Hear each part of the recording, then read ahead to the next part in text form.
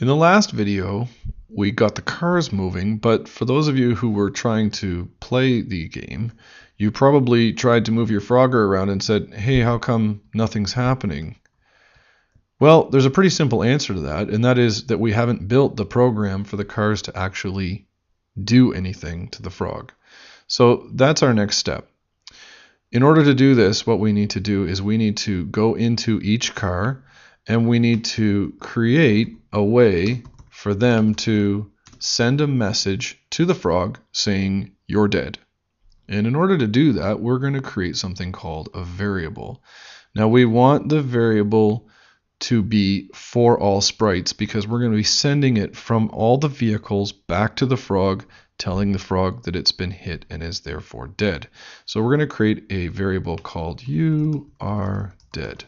It's kind of not a very pleasant one, but certainly that's sort of the name of the game. And so now that we have a variable called you are dead, it shows up right there. We don't really want it to show up there, so we'll just uncheck that box and you'll see it disappears again.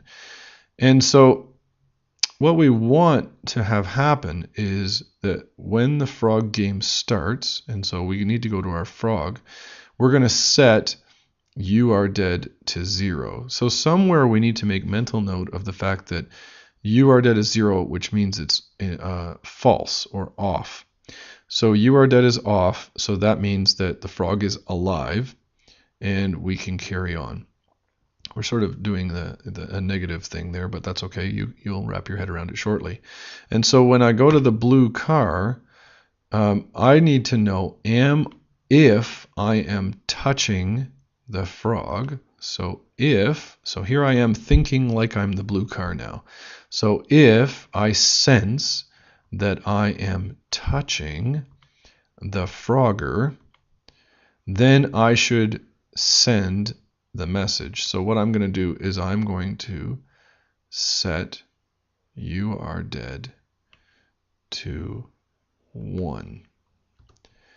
All right, and so I'm just using 0, 1 as in you are dead is 0, means the frog is alive, carry on please.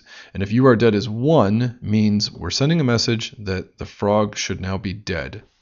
And so in order to have that actually happen, I now need to go to the frog and I need to create something slightly different. Now, keep all of these good little key pressed up, down, and all those great things. Those are still very, very important. But now we need to add some extra qualifiers that these should only work. Your mouse should only work, or your keys should only work up or down if he's alive. If he's not, or she, then you should not be working. So we're going to grab an if else and slap that into our forever. And we're going to put this part back in, but we're going to put it into the else category. And so now we need to test if our frog is alive. So we're going to go to our operators, and you'll notice that there are a couple of operators right here that are diamond shaped or diamond-ish shaped.